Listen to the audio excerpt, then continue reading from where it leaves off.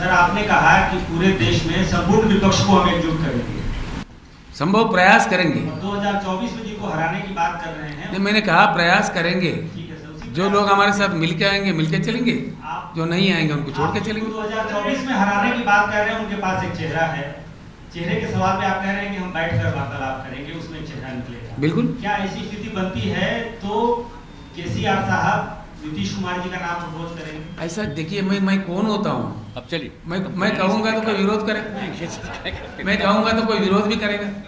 आप क्यों जल्दीबाजी कर रहे हैं? हमको बैठने दीजिए, बात तो करने चाहिए। एक मिनट बैठिए।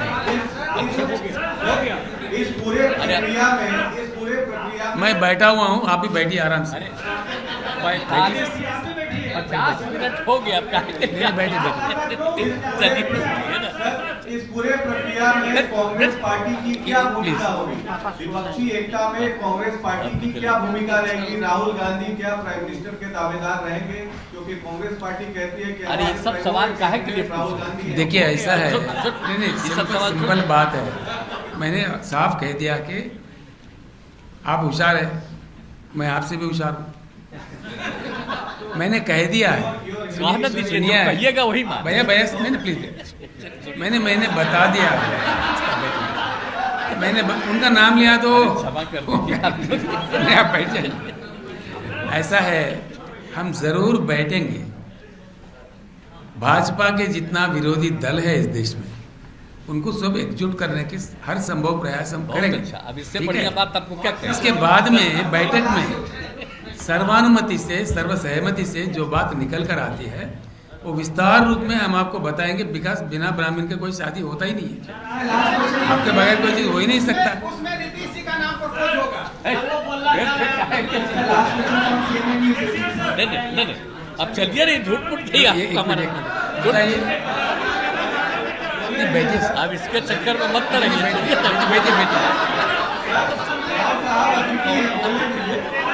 अरे भाई, ये सब छोड़ तो दीजिए, आप बैठिए ना सर, बैठिए प्लीज।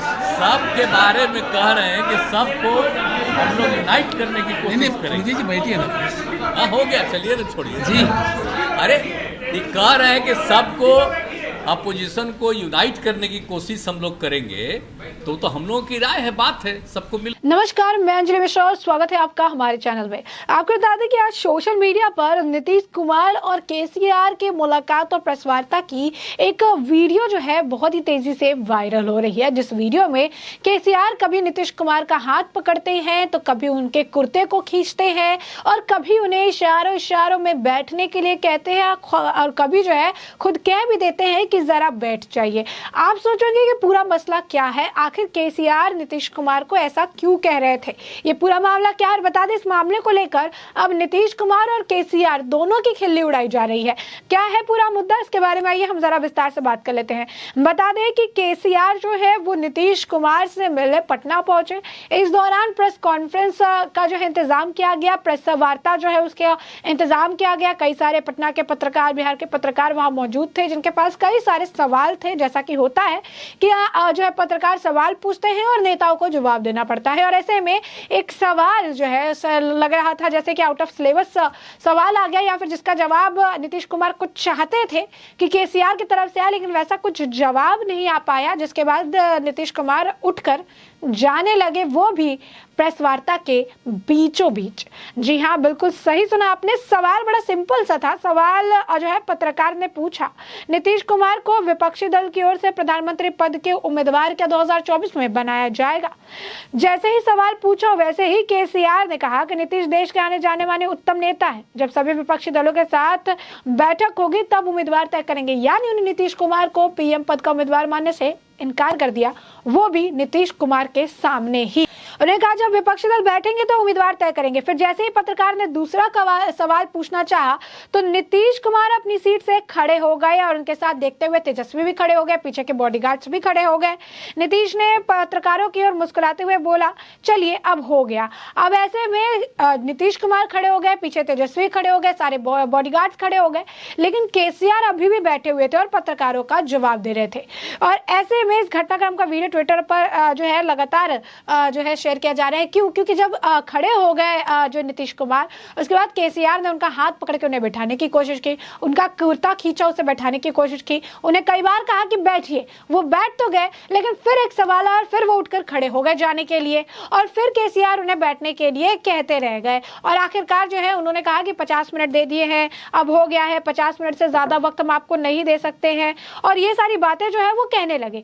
जिसके बाद जो है वो हंसते रहे, उसको मजाक के तौर पर लेते रहे। लेकिन मुद्दा ये है कि ये सब कुछ करने के बावजूद हम आपको बता दें कि उनकी दाल नहीं गली और उन्होंने केसीआर को जो है सवालों के जवाब नहीं देने दिए। कई सारे सवालों को उन्होंने बीच से काट दिया, कई सारे सवालों के वो जवाब नहीं दे पाए, और इसी तरीके से जो है उनका जो आचरण है नीतीश कुमार का वो देखने के लिए मिला। और इसे लेकर आपको बता दें कि अब बीजेपी जो है लगातार इन पर तंज कस रही है। ट्विटर पर केंद्रीय मंत्री गिरिराज सिंह ने चुटकी ली। उन्होंने कहा कि ऐसी प्रेस कॉन्फ्रेंस तो हम आज तक नहीं देखे हैं, केसीआर नीतीश को जलील करके चले गए। तो आप देख सकते हैं कि किस तरीके से जो है पीएम कैंडिडेट के उम्मीदवार पर जो है वो उठ खड़े हुए। नीतीश को कुर्सी से उठते देख तेजस्वी भी खड़े हो गए, लेकिन केसीआर तब भी बैठे रहे। उन्होंने नीतीश के बैठने का आग्रह भी किया, वो मीडिया को प्रश्नों का जवाब देने के मूड में दिखे, तब नीतीश और तेजस्वी बैठ गए। इसके बाद पत्रकारों ने चंद्रशेखर राव यानी केसीआर से पूछा कि विपक्ष पीएम उम्मीदवार के रूप में कांग्रेस के राहुल गांधी है, तो कांग्रेस द्वारा नीतीश कुमार को पीएम उम्मीदवार कैसे स्वीकार किया जाएगा? इस पर राव ने कहा है ना कि विपक्षी दल मिलकर जो है बैठकर सब कुछ तय करेंगे। इसके बाद फिर नीतीश कुमार मुस्कुराते हुए उठे और राव से भी कहा उठिए, हो गया। उन्होंने मीडिया से मुख्ताबित होकर कहा कि 50 मिनट लगातार बोले हैं। हालांकि राव तब भी बैठे रहे तो नीतीश कुमार मुस्कुराने लगे। राव ने कहा कि विपक्षी दलों के नेता सब कुछ मिलकर ही तय कर लेंगे। नीतीश कुमार और तेजस्वी यादव के साथ बातचीत हुई है, सहमति बनी है कि भाजपा सरकार को देश से बाहर करना चाहती है। 8 साल से नरेंद्र मोदी पीएम बने हुए हैं, लेकिन देश का विनाश हो रहा है। तो आप समझ सकते हैं कि क्या एक्सपेक्टेशन जो है नीतीश कुमार की थी। नीतीश कुमार की एक्सपेक्टेशन थी कि पीएम उम्मीदवार के लिए भले ही हो ना हो, नाम उनका होना चाहिए, लेकिन वो नाम भी नहीं हुआ। पीएम उम्मीदवारी के नाम पर केसीआर ने चुप्पी साध ली और घुमा कर जब बात करने लगे तो नीतीश कुमार को पसंद नहीं आया। दोनों बार पीएम का सवाल आया, सीधा केसीआर के पास आया और दोनों बार ही नीतीश कुमार उठ खड़े हुए।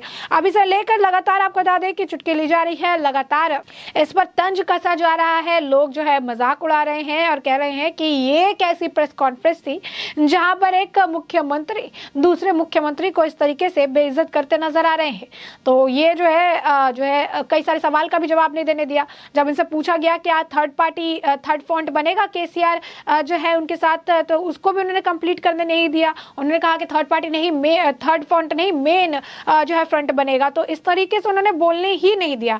इसके बाद आपको बता दें कि बीजेपी के आईटी सेल के जो है अमित मालविया, उन्होंने भी इस वीडियो को साझा किया क्योंकि सोशल मीडिया पर यह वीडियो काफी तेजी से आज के वक्त में वायरल हो रहा है। तो उन्होंने इस वीडियो को साझा करके उन्होंने कमेंट में लिखा कि क्या इस तरह बेइज्जत होने पटना गए थे केसीआर? नीतीश कुमार ने एक प्रेस वार्ता में अपनी बात को पूरा करने का बुनियादी शिष्टाचार भी नहीं दिखाया। नीतीश ने केसीआर की उन दलीलों को खारिज कर दिया और उन्हें खत्म करने नहीं दिया जाए। फिर वो नीतीश कुमार स्वयं जो काफी अभिमानी है, केसीआर ने इसके लिए उनसे जो है उनके बताए हुए जिस तरीके को चाहते थे वैसा नहीं किया और केसीआर जैसा चाहते थे और उन्हें वैसा ही मिला। वैसे ही शहजाद पुनेवाला ने लिखा कि केसीआर की थर्ड और फोर्थ या फिफ्थ फ्रंट का लीड करने की अगर कोई भी उम्मीद हो तो उस उम्मीद को नीतीश कुमार ने बहुत ही बढ़िया तरीके से इनको बेइज्जत करके खत्म कर दिया है। वहीं इस पूरे मुद्दे पर जो है बीजेपी एमपी सुशील मोदी का भी बयान आया है। उन्होंने कहा कि ये लोग दिन में ही सपने देख रहे हैं, डे ड्रीमिंग कर रहे हैं। केसीआर को अपनी सीएम की कुर्सी तेलंगाना में 2023 के चुनाव में बचाना चाहिए। ना ही केसीआर और ना ही नीतीश कुमार को सीएम बनने का मौका जो है मिलेगा, वो भी 2024 तक। जो सीट उनकी है ही नहीं, वो उसके बारे में दिन में जो है विचार कर रहे हैं, सोच रहे हैं और वो जो है पीएम अपनी सीट नहीं बचा पा रहे, प्रधानमंत्री बनने के सपने देख रहे हैं। उन्होंने फिर कहा कि केसीआर ने नीतीश कुमार को एक पीएम कैंडिडेट के तौर पर एक्सेप्ट तक नहीं किया और उसे उनके मुंह पर ही मना कर दिया। नीतीश कुमार ने प्रेस कॉन्फ्रेंस से वॉकआउट करने की कोशिश की, लेकिन इसके बाद केसीआर नहीं उठे और उनसे केसीआर ने उनको बहुत बार जो है बैठाने की कोशिश भी की। तो साफ तौर पर यही चर्चा हो रही है कि किस तरीके से केसीआर ने बैठाने की कोशिश की और किस तरीके से नीतीश कुमार बैठे नहीं और बार बार उठ खड़े हुए, जिसके वजह से जो इस तरीके से देखने के लिए मिला। तजिंदरपाल सिंह बग्गा ने भी इस वीडियो को साझा करके लिखा कि कभी भी मैंने अपनी जिंदगी में इस तरीके से एक मुख्यमंत्री का अपमान होते नहीं देखा, मुझे केसीआर के लिए काफी ज्यादा बुरा लग रहा है।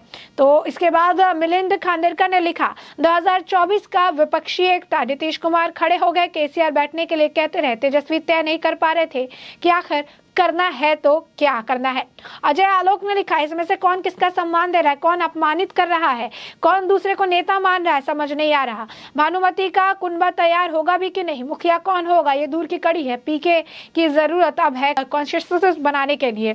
वही आपको बता दें कि कुछ लोग लिख रहे हैं कि महागठबंधन की एकता का जो हो गया अब कुछ ना हो सकता है, क्योंकि अभी ही इनका ये हाल है तो फिर बाद में जो है किस तरीके से आगे ऑपरेट करते नजर आएंगे। तो लगातार आप देख सकते हैं केसीआर की इस वीडियो के बाद जो है मजाक बनाया जा रहा है और टिप्पणी की जा रही है, और क्योंकि वो कुर्सी छोड़कर खड़े हो गए, उनका कुर्ता खींचा जा रहा था, लेकिन उन्होंने उन्हें कंप्लीट ही नहीं करने दिया।